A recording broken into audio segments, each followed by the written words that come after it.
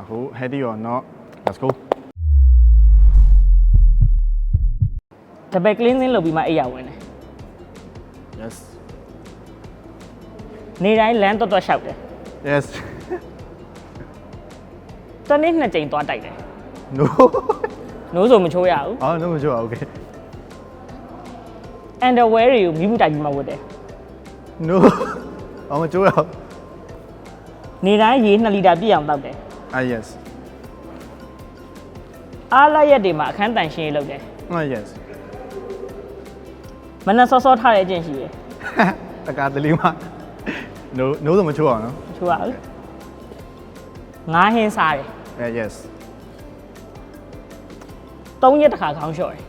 နေ့တိုင်းလျှော်တယ် gym ဆော့ပြီးတိုင်းအကြောလျှော့တယ်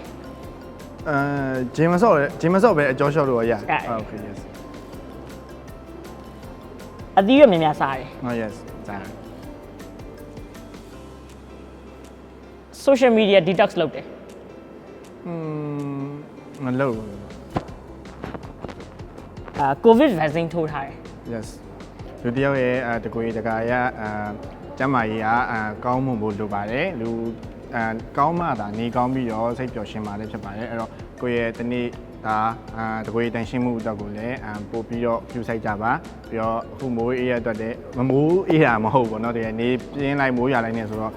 ကျမ်းမာရေးကိုအထူးပြုဆိုင်ဖို့ကျွန်တော်ပြောချင်ပါတယ်ဟုတ်ပြီဖြစ်ပါတယ်ဒါ